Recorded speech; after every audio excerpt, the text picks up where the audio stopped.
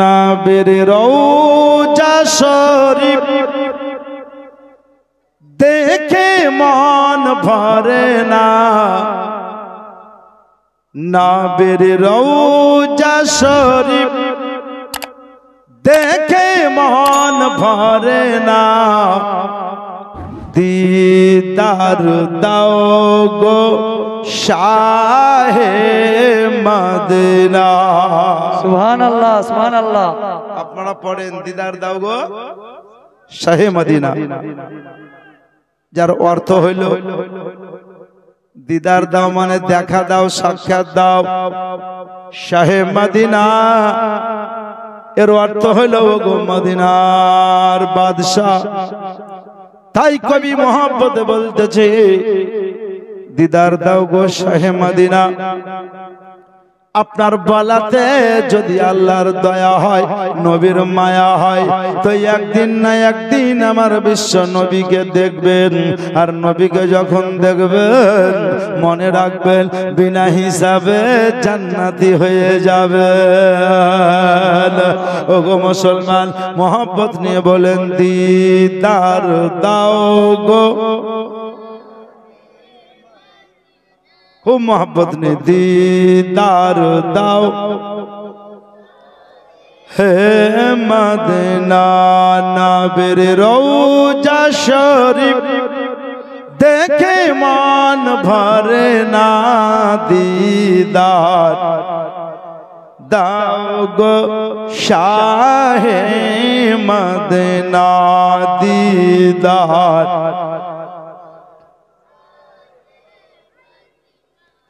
আরশের মেহমান করেছেন আল্লাহ, কত শান কত মান মুরুক কামলিওয়ালা।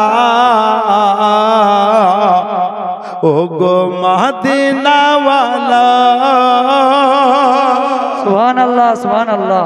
ও গো মদিনাওয়ালা কারো করুণা, দিদার দাও গো শাহে মদিনা, দিদার।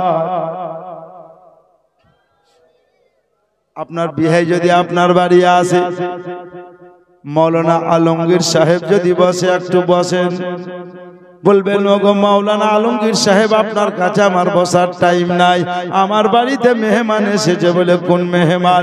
আপনি বলবেন আমার বিহাই মেহমান এসেছে, কিংবা বিহাই বেটা এসেছে, বন্ধু এসেছে। আপনি বলবেন আমার বাড়িতে মেহমান এসেছে। এক অপরের বাড়িতে গেলে মেহমান হয়, এ মেহমানকে জমিনের মেহমান বলা হয়। আর ওই বাড়িতে যদি মাদ্রাসার তালবিল ইলম আসে, তাহলে নবীর মেহমান বলা হয়। আমি আপনাদেরকে জানাতে চাই, তাহলে নবীর মেহমানকে চিনতে পারলেন, আল্লাহর বান্দা বান্দীদেরকেও চিনতে পারলেন। আপনি আমি জমিনের মেহমান, নবীর মেহমান হলো জমিনের। কিন্তু আল্লাহ পাক রব্বুল আলামিনের কাছে আরজি করেন, রব্বুল আলামিন ওগো খালিকে কায়নাত, একবার বলে দাও আমাদের মেহমান বুঝতে পারলাম, তোমার হাবিবের মেহমান বুঝতে পারলাম। একবার বলো রব্বুল আলামিন তোমার মেহমানের নাম কি? তোমার মেহমান কোথাকার? জমিনের না আসমানের? তখনই কবি বললেন ওগো দুনিয়াবাসী জেনে রাখো, মনে রাখো, আল্লাহর মেহমান হলো আরশে আজমে। সুবহানাল্লাহ সুবহানাল্লাহ। আরশের মেহমান করেছেন আল্লাহ, কত শান কত মান মুরুক কামলিওয়ালা। ও গো মদিনাওয়ালা, সুবহানাল্লাহ। ও গো মদিনাওয়ালা করো করুণা, দিদার দাও গো শাহে মদিনা, দিদার।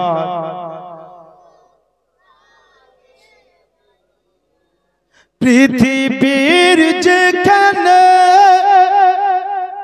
আমরা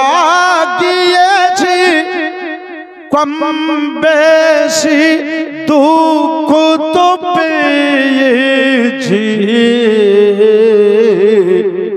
পৃথিবীর যেখানে আমি গিয়েছি কম বেশি দুঃখ তো পেয়েছি নবীর রওজায় গেলে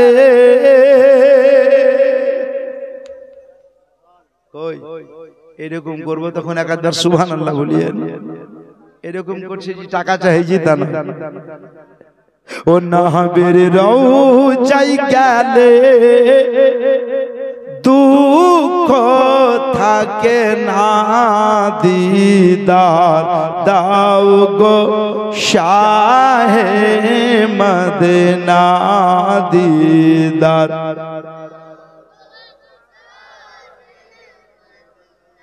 ও নবীর রওজা শরীফ দেখে মন ভরে না দিদার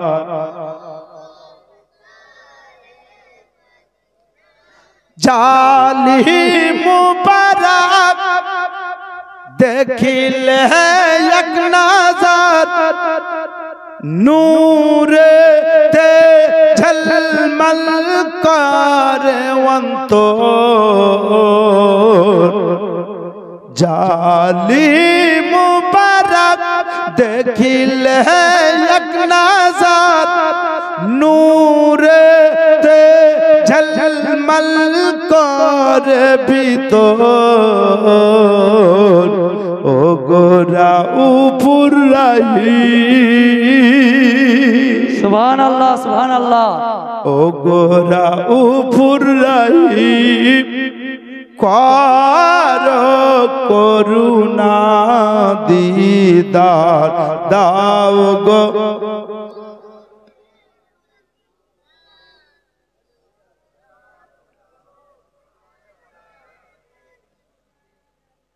আল্লাহুম্মা সাল্লি আলা সাইয়্যিদিনা মাওলানা মুহাম্মদ ওয়া আলা আলি সাইয়্যিদিনা মাওলানা মুহাম্মদ সাল্লাল্লাহু আলাইহি ওয়াসাল্লাম বিরাদার আল্লাহর তরফ থেকে আমাদের কাছে একটা নূর এলো অবশ্যই আল্লাহর তরফ থেকে যে নূরটা এলো সে নূরটা কি একটু মাথায় রাখেন আল্লাহ পাক রব্বুল আলামিন বললেন যেই সময় আমি আসমান বানাইনি জমিন বানাইনি জান্নাত বানাইনি দোজখ বানাইনি আরশ বানাইনি লাহে কালাম বানাইনি এক কথায় আমি আল্লাহ ব্যতীত কোনো কিছু তৈরি করিনি সেই সময় আমি রব্বুল আলামিন পবিত্র জবান দ্বারা বলেছিলাম কুদরতি জবান দ্বারা কোন একটা নূরের জ্যোতি তৈরি হয়েছিল সেই নূরটাকে আমি রব্বুল আলামিন একবার দেখিনি দুইবার নয় সেই নূরটাকে আমি রব্বুল আলামিন 3.5 কিংবা 4.5 লক্ষ বছর ধরে কুদরতি দৃষ্টিতে দর্শন করেছি সুবহানাল্লাহ সুবহানাল্লাহ তারপরে আমি আল্লাহ বলেছি কোন তনুরটা 4 ভাগে বিভক্ত হয়ে গেছে প্রথম ভাগে আমি আল্লাহ আসমান বানালাম দ্বিতীয় ভাগে জমিন বানালাম তৃতীয় ভাগে আমি আরশ আল্লাহে কালাম বানালাম চতুর্থ নাম্বার নূরকে দেখে আবার বললাম কোন তো নূরটা আবার 4 ভাগ হয়ে গেল কোন ভাগে জান্নাত বানালাম কোন ভাগে দোজখ বানালাম কোন ভাগে সুবহানাল্লাহ গাছগাছালি বানালাম এরকম করে রব্বুল আলামিন বলেন শেষ ভাগটাতে আমি 18,000 মাখলুকাত এমনকি লাউড স্পিকারটাও বানিয়েছি ওগো মুসলমানেরা আমি আপনাদেরকে জানাতে চাই আল্লাহর নবী আচ্ছা ঠিক আছে মিন্টু এক বস্তা সিমেন্ট বেরাবার ইসলাম কথাটা মাথায় রাখেন। আল্লাহ পাক রব্বুল আলামিন বললেন যে নূর থেকে আমি সুবহানাল্লাহ মাটি তৈরি করেছিলাম, যে নূর থেকে আমি রব্বুল আলামিন হাওয়া তৈরি করেছি, পানি তৈরি করেছি, আগুন তৈরি করেছি। ওই নূর থেকে আমি সমস্ত জিনিস তৈরি করেছি। আমি রব্বুল আলামিন নূরটা তৈরি করার পরে প্রথম আসমানে রাখলাম। প্রথম আসমানে রাখা হইল, প্রথম আসমানে রেখে দিয়ে আমি আল্লাহ কুদরতি চিন্তাধারা করলাম, এই নূরটাকে যদি প্রথম আসমানে রেখে দেয়, দুনিয়াতে কোনো কিছু কিছু কোয়ালিটির লোক হবে যারা নবীকে আমাদের মতো মানুষ বলবে। নবীরও পিতা আছে, আমারও পিতা আছে, নবীরও মাতা আছে, আমারও মাতা আছে, এই চিন্তা ভাবনা করবে। তাই আল্লাহ প্রথম থেকে দ্বিতীয় আসমানে নিয়ে গেলেন, দ্বিতীয় থেকে তৃতীয়, এই করতে করতে সাতক আসমানে নিয়ে গেলেন। সপ্তম আসমানে যাওয়ার পরে রব্বুল আলামিন কুদরতে চিন্তাধারা করলেন, না গো না না, এই নূরকে আমি এই জায়গায় রাখবো না। দুনিয়ার মানুষ বলবে আমাদের জন্য যেমন আগুন পানি মাটি হাওয়া অপরিহার্য, নবীর জন্য সাত আসমান অপরিহার্য ছিল নবীর নূরের জন্য, এই জন্য নবীকে সাত আসমানে রেখেছে, আমি সেইখানে রাখবো না। আল্লাহ বললেন সেইখান থেকে নবীর নূরকে আমি টেনে নিলাম, এমনই একটা জায়গায় রাখলাম যে জায়গাটার নাম হলো লামাকা। রব্বুল আলামিন লামাকা জায়গাটা কেমন? আল্লাহ বললেন আমি লামাকা জায়গা কেমন আমি আল্লাহ জানি, আর জিনাকে রেখেছি সেই নূর নবী জানে। সুবহানাল্লাহ সুবহানাল্লাহ, নারায়ে তাকবীর, আল্লাহু আকবার, নারায়ে তাকবীর, আল্লাহু আকবার, নারায়ে রিসালাত, ইয়া রাসূলুল্লাহ, জশ্ন ঈদ মিলাদুন নবী, নারায়ে তাকবীর, আল্লাহু আকবার। বেরাদার, লামাকায় আল্লাহ রেখে দিলেন। কথা বলার মতো শুনেন, অল্প সময়ে বেশি বলাটাই বাহাদুরি। লামাকাতে রাখার পরে আল্লাহ পাক ফেরেশতাকে বললেন মাটি নিয়ে আসো, মাটি। তো বিভিন্ন জায়গার মাটিকে, বিভিন্ন জায়গার মাটিকে আল্লাহ আনবেন ফেরেশতা মাধ্যমে।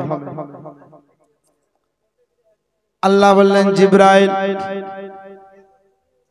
মাটি নিয়ে আসো। তো মাটি নিয়ে আসা হইল না। আল্লাহ বলেন ইসরাফিল মাটি আনতে হবে। হযরত ইসরাফিল আলাইহিস সালাম বললেন মাটি আনতে গেলাম, মাটির কান্না থেকে ঘুরে চলে এলাম। একে একে বহু ফেরেশতা গেলেন, কেউ মাটি আনতে পারলেন না। আল্লাহ বললেন ইজরাইল তুমি যাও। হযরত ইজরাইল আলাইহিস সালাম বলছেন আমি মাটি আনতে গেলাম। মাটি ওয়াজর কাঞ্চার বলতেছে ওগো আল্লাহর ফেরেশতা, তোমার আগে অনেক ফেরেশতা এসেছে, তোমার আগে হযরত জিবরিল আমিন এসেছে, তোমার আগে হযরত মিকাইল এসেছেন, তোমার আগে হযরত ইসরাফিল এসেছেন। তারা আমি মাটি আমাকে নিয়ে যেতে পারেনি, আমাকে দেখে তারা ঘুরে ঘুরে চলে গেছে, আমাকে তুমি নিয়ে যেও না। আমার দ্বারাতে আল্লাহ পাক রব্বুল আলামিন একটা আদম আলাইহিস নবী আলাইহি ওয়াসাল্লাতু তাসলিম বানাবেন, আল্লাহ একটা পয়গম্বর বানাবেন, নবী বানাবেন, সকল বান্দা বান্দীদের আদি পিতা হবেন তিনি। আল্লাহ পাক ওই আদমের দ্বারাতে একটা আদমের কাছ থেকে একটা মহিলা হাওয়াকে তৈরি করবেন, ওর দ্বারাতে তাদের মিলন মহব্বতে দুনিয়াতে মানব জাতি তৈরি হবে। তারা ভাই ভাই দ্বন্দ্ব করবে, তারা এক গুন্ডা জাগার জন্য ভাই ভাই মারপিট করবে, পাড়ায় পাড়ায় ঝামেলা হবে, গ্রামে গ্রামে ঝগড়া হবে। এই মামি মাটি আমাকে নিয়ে যেও না, আমাকে নিয়ে গিয়ে আমার দ্বারাতে আল্লাহ আদমকে তৈরি করবে। কথাবার্তা হয়ে গেল। আল্লাহর ফেরেশতা ইজরাইল বললেন আমি কারো অর্ডারে আসিনি, মাটি তোমার কসম শুনবো না, আমি আল্লাহর অর্ডারে এসেছি যখন তোমাকে নেব। এই বলে মাটির দিকে হাত বাড়িয়ে দিলেন, আর মাটি অঝর নয়নে কাঁদতে লাগলো। মাটির চোখের পানি শেষ হয়ে গিয়ে মাটির চোখ দিয়ে গড় গড় করে রক্ত চলে এলো। মাটি বলছে গো আল্লাহর ফেরেশতা তোমার দিলে রহম হলো না, মায়া হলো না, আমাকে তুমি নিয়ে নিলা। সুবহানাল্লাহ। আল্লাহর ফেরেশতা ঝট করে মাটিকে টেনে নিয়ে আল্লাহর কাছে হাজির। আল্লাহ বললেন ইজরাইল মিকাইল আনতে পারেনি, ইসরাফিল আনতে পারেনি, জিব্রাইল আনতে পারেনি, দিগার সাহাবায়ে কিরাম আনতে পারেনি। যেটা তুমি এনেছো আমি আল্লাহ জানি কার দ্বারাই কি কাজ হবে। বলে আল্লাহ আমি আনাতে তুমি খুশি না খুশি নয়? বললে খুশি। তবে শোনো, বিভিন্ন জায়গার মাটি আনা হয়। বেরাদারান ইসলাম মাথায় রাখবেন, হিন্দুস্তানের মাটি থেকে আদম নবীর পেট বা পিঠ তৈরি করা হয়েছে। জান্নাতুল ফেরদাউসের মাটি থেকে আদম সফিউল্লাহর কলেজা তৈরি করা হয়েছে। হাউজে কাউসারের মাটি থেকে আদম নবীর চোখ মোবারক তৈরি করা হয়েছে। এক এক জায়গার মাটি থেকে এক এক রকম তৈরি করা হয়েছে, কিন্তু আলাদা আলাদা মাটিকে ভিজিয়ে রাখেনি, একত্রিত করে ভিজিয়ে রেখেছে। আল্লাহ বললেন ওগো ফারিস্তা, মাটিটাকে কিছুক্ষণ শুকাও। আবার শুকা হলো, মাটিটাকে খুমিরের নাই সানো। মাটিটা সানা হলো, সমস্ত কমপ্লিট হয়ে গেল। আল্লাহ ওই দ্বারা একটা হাত বানালেন, পা বানালেন, অঙ্গ প্রত্যঙ্গ বানালেন, মাথা বানালেন, সবকিছু বানালেন। বানা হয়ে গেল। রব্বুল আলামিন সুবহানাল্লাহ চোখ দিলেন, নাক দিলেন, জবান দিলেন, রূহ দিয়ে দিলেন, কিন্তু রূহ বারবার বেরিয়ে চলে এলো। বারবার বেরিয়ে আসার পরে বলল রূহ বেরিয়ে কেন আসছি? রূহ বেরিয়ে কেন আসছি? রূহ তখন বলতে লাগলো, আদম ঘরে অন্ধকারে কেমনে রইব দয়াময়? সেই ঘরেতে অন্ধকারেতে নূরের বাতি কে জ্বালায়? বলো গো শুনতে চাই, তো জাহানের বাদশা হয়ে কে আসবে গো দুনিয়ায়? বলো গো শুনতে চাই। বেরাদার কথাবার্তা বলা হলো। আল্লাহ পাক রব্বুল আলামিন ওই যে লামাকায় নূরের মুহাম্মদীকে রেখেছিলেন, নূরকে নামাতে নামাতে আদম নবীর পৃষ্ঠ মুবারক দেওয়া হলো। বলে আল্লাহ নূরটা দিলে তো সামনের দিকে দিলে ভালো হতো, পৃষ্ঠ মুবারক থেকে নে পেশানিতে দিয়ে দিলেন। ওগো মুসলমানেরা, আদম নবীর পেশানিতে নূরে মুহাম্মদী বিরাজ করতে লাগলো। আল্লাহ পাক রব্বুল আলামিন বললেন রূহও বিরাজ করতে লাগলো। আদম নবীর হাতে হিলতে লাগলো, পা চলতে লাগলো, জবান বলতে লাগলো, চোখ দেখতে লাগলো, ও নাক শুনতে লাগলো, কান শুনতে লাগলো। আল্লাহ পাক বললেন আদম তুমি জান্নাতে এবার আরাম করো, তবে তার আগে একটা কাজ করো। কি কাজ? ওগো আমার ফারিস্তা তোমরা শোনো, সবাই মিলে তোমরা আদমকে সাজদা করো। সমস্ত ফারিস্তা আদমকে সাজদা করেছিলেন, ইল্লা ইবলিস একজন করেনি, নাম হলো তার ইবলিস। ইবলিস করেনি। তা আল্লাহ কত ভালোবাসেন যে আজাজিল ফেরেশতাদের সর্দার। আল্লাহ পাক রব্বুল আলামিন বললেন ও সিজদা করেনি, ওর মধ্যে অহমিকার জন্মে আছে, অহংকার জন্মে আছে। আমি আল্লাহ পাক খুব ভালোবাসি তাকে।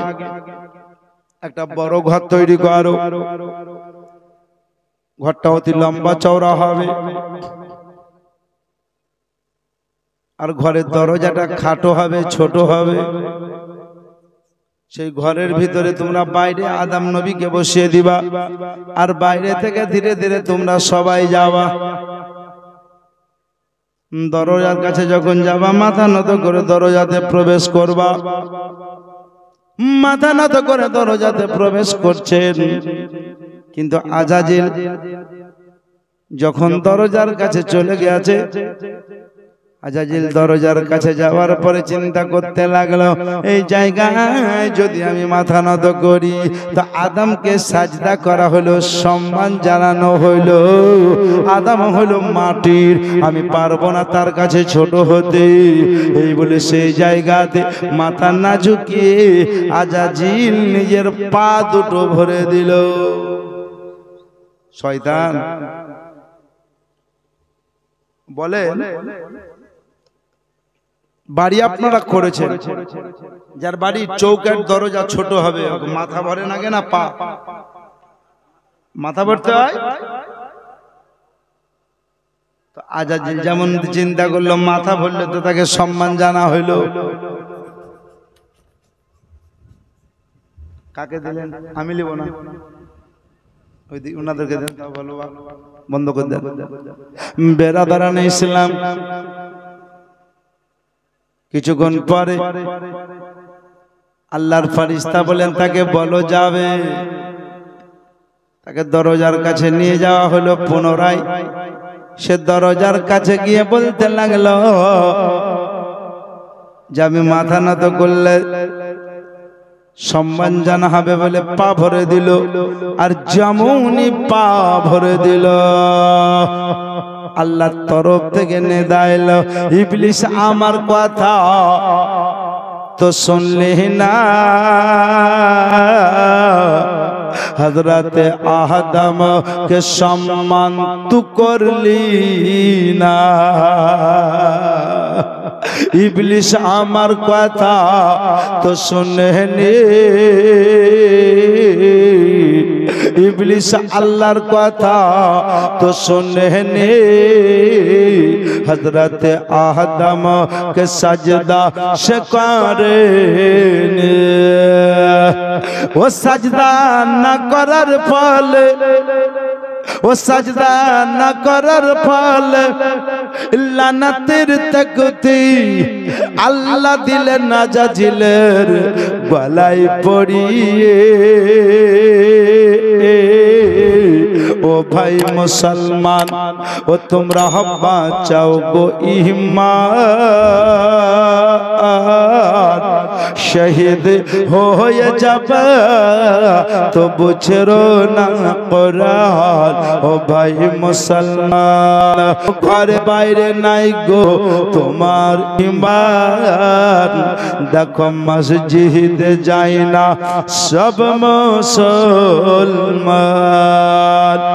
ও তোমরা কেমন মুসলমান, ও তোমরা কেমন মুসলমান, তোমাদের কেমন ঈমান, আরে দূর থেকে শুনতে পাবা এ মসজিদের আজান।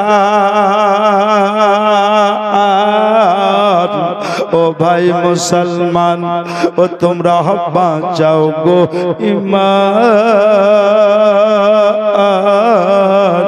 শহীদ হয়ে যাবে তো বুঝরো না কোরআন। ও ভাই মুসলমান, গজল পরে শুনিয়েন, ওয়াজ বেশি হবে না। গজল যদি বেশি শুনেন ওয়াজ কম হবে, আর ওয়াজ যদি বেশি শুনেন তো গজল কম হবে। একটু বক্তব্য শুনেন। আল্লাহ পাক রব্বুল আলামিন বললেন, মাসলানাতে তক্তি পেল, শয়তানের সর্দার হইল আদম নবীকে। বলল আল্লাহ পাক এবারে তুমি জান্নাতে বিরাজ করো। আদম নবীকে বেশ কিছু দীর্ঘ সময় বছর পরে আল্লাহ বলছেন কেমন লাগে? বলে আল্লাহ ভালো লাগে, তবে তোমার থেকে নিকটবর্তী লোক কেউ নাই। আল্লাহ গো কোনো কথা বলবো তো আমার কাজকার লোক কেউ নাই। আল্লাহ বললেন আমি জানি তুমি কোন লোক চাও।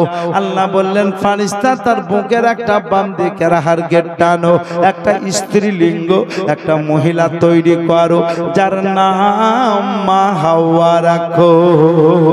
সুবহানাল্লাহ সুবহানাল্লাহ। হযরতে হাওয়া রাখো। এখানে একটা কথা বলি, কিছু মিলাদে কিছু মসজিদের ইমামেরা বলে কি জানেন, কোন মেয়ে ছেলে মা বোনেরা যদি চিল্লা চাচা করে, ভাই ওর কথা শুনিয়ে নাও, চিল্লাতে দেন, ওর টারা হারে তৈরি, বলে না? কিন্তু বলার কারণ শুনেন, মহিলা যদি খটরাগি হয়তো বলবে তুই টেরা হারে তৈরি, বুঝা না তো টেরা লাঠির মার খেবি। আলেম যদি মজবুত হয় তো বলবে মারে বুকের হাড্ডিটা টেরা হয় না সিধা হয়, বলেন টেরা। তা আদম নবীর বুকের হাড্ডি থেকে তো তৈরি করেছিলেন হাওয়া বিবিকে, নাকি? ভুনে নিয়ে পুরুষের বাম দিকে বুকের হাড্ডি জটা, মহিলাদের তার থেকে একটা বেশি। বিশ্বাস না হলে গুনবেন, যাদের বিয়ে হয়েছে বিবির গুনলে বুঝতে পারবেন, অপরের গুনতে যে পিটুন খেয়েন না। আল্লাহ পাক রব্বুল আলামিন বললেন, রব্বুল আলামিন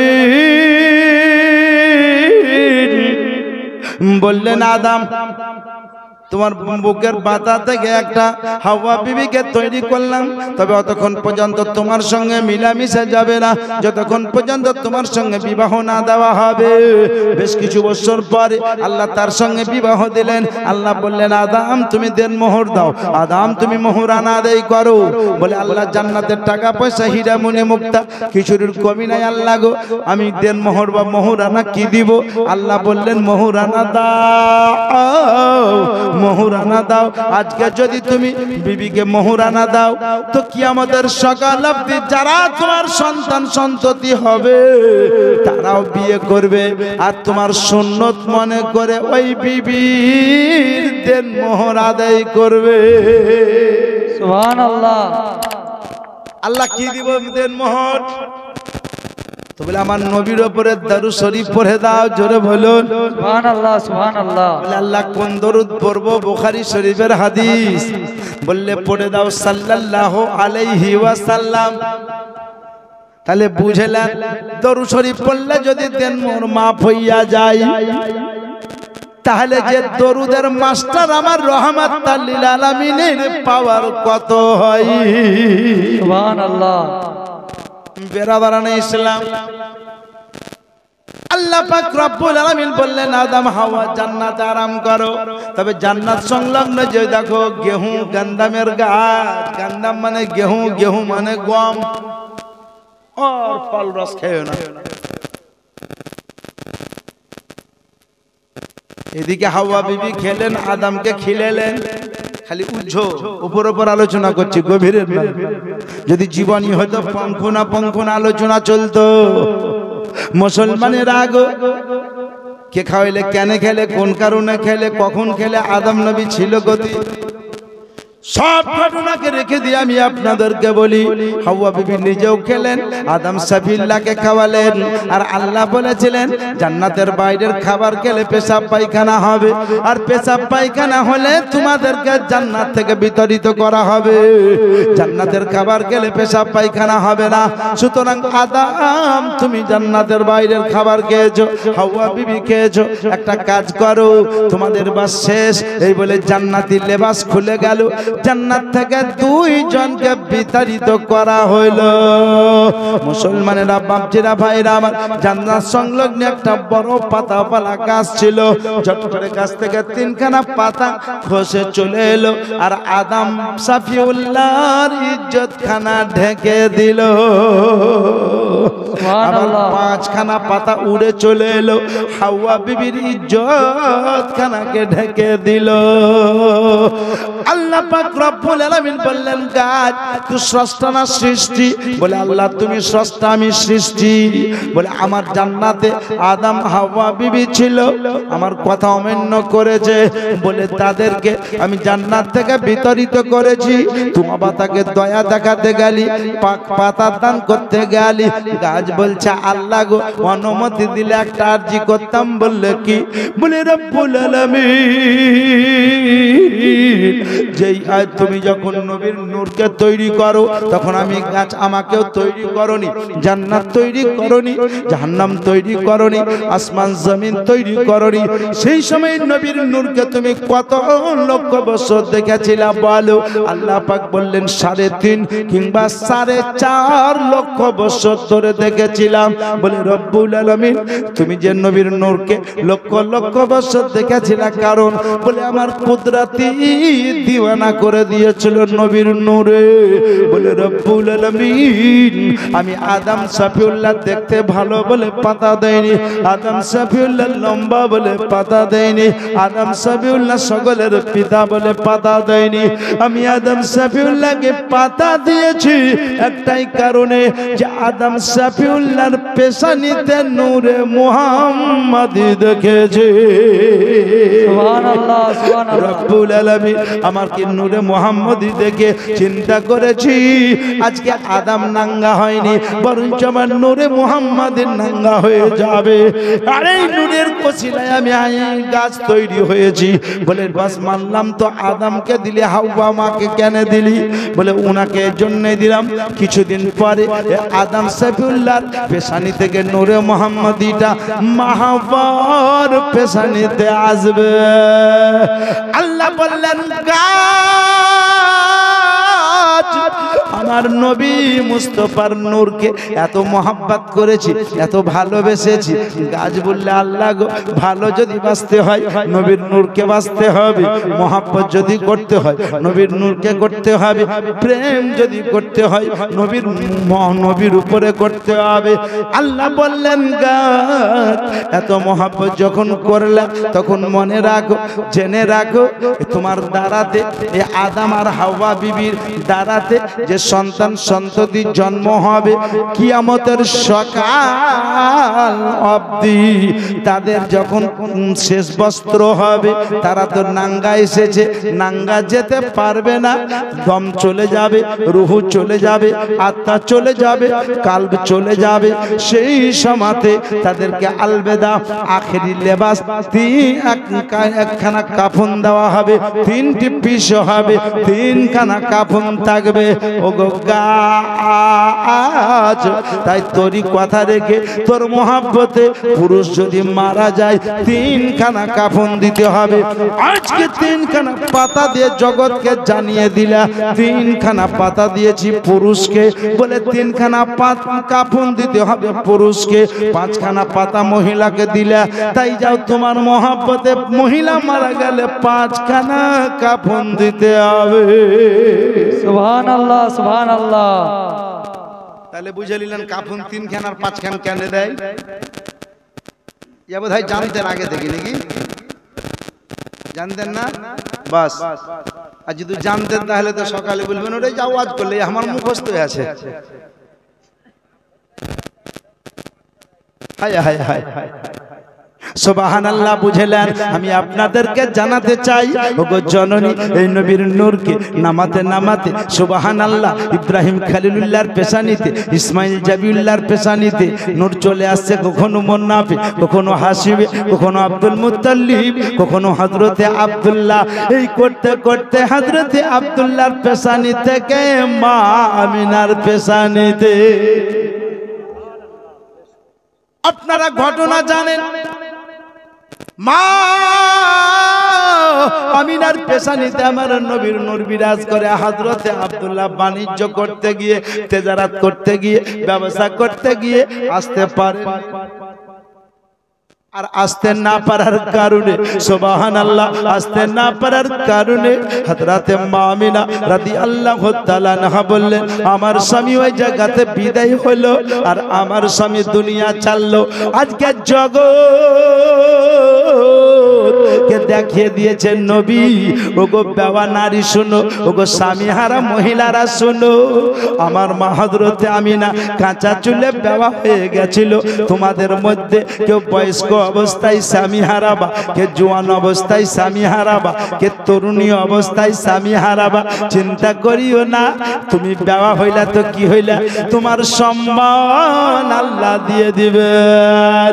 আমার বিশ্ব নবী দুনিয়াতে আসার পরে অগ্রিম বলছি আপনাকে ঘটনা, অগ্রিম নবী দুনিয়াতে আসার পরে বেওয়া নারীর সম্মান এত দিয়েছে।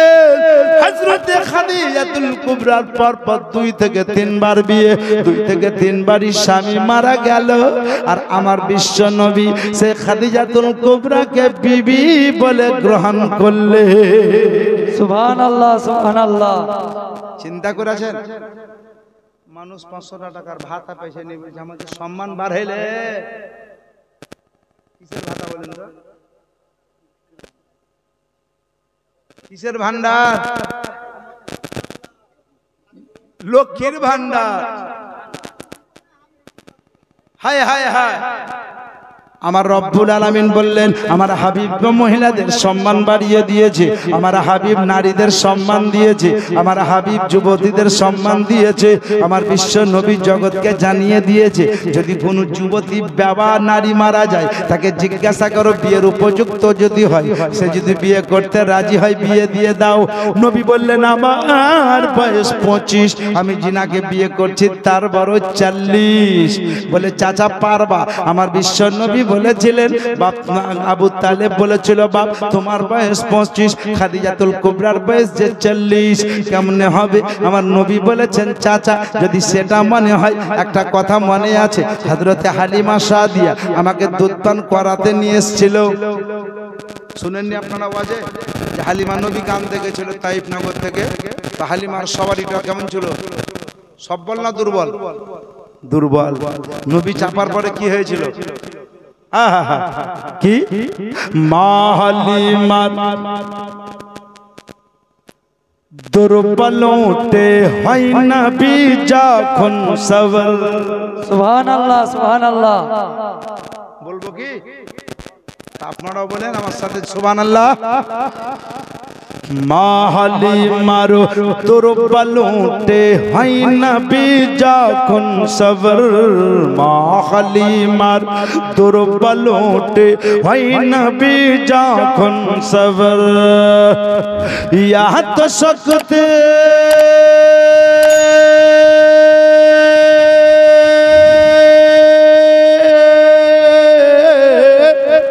या तो शक्ति पहल से या तो शक्ति पहल से चल सबर ऊपर। सुभान अल्लाह सुभान अल्लाह।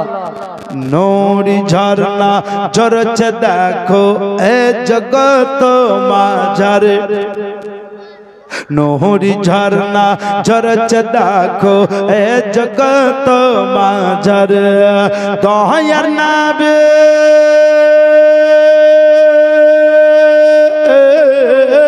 দয়ার নাবে প্রেমের ছবে,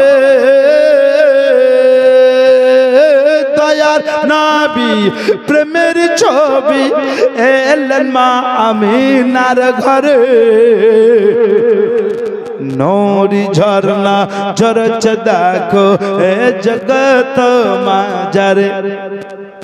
হায় হায় হায়, নবীর পাওয়ার, নবীর শক্তি দুর্বলের উপরে স্পর্শ করেছে, সবল হয়ে গেছে নাকি বলছেন?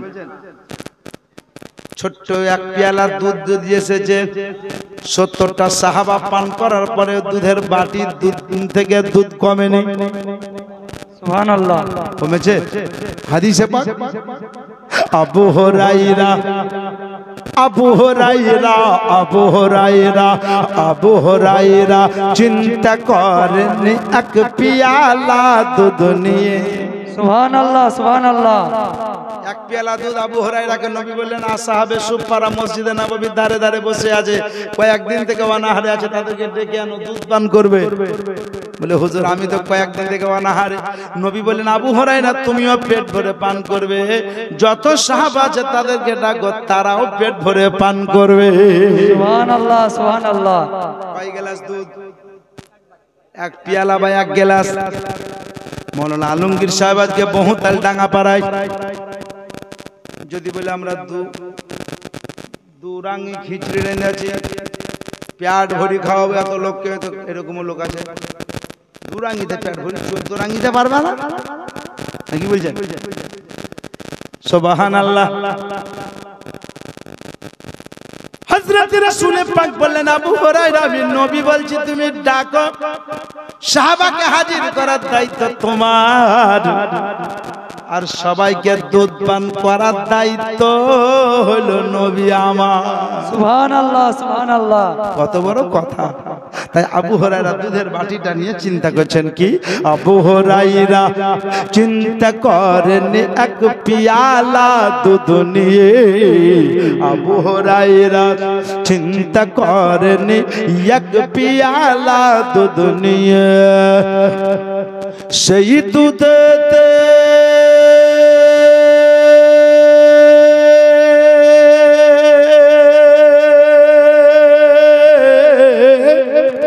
সেই দুধেতে নবীর বরকতে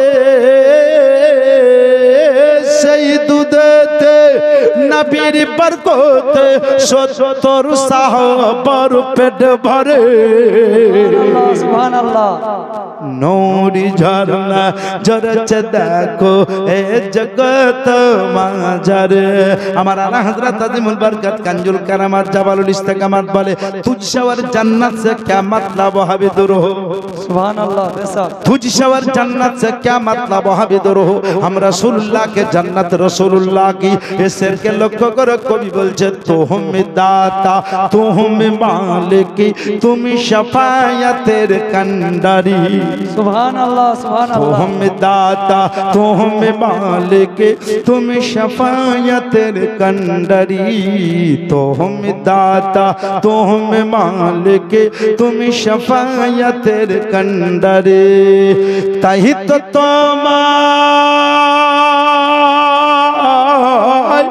ताही तो अल्लाह ताला ताई तो अल्लाह ताला पठाइलन रहमत करे सुभानअल्लाह सुभानअल्लाह नूरी झरना झरछ देखो ए जगत माझरी नूरी झरना नूरी झरना अल्लाहुम्मा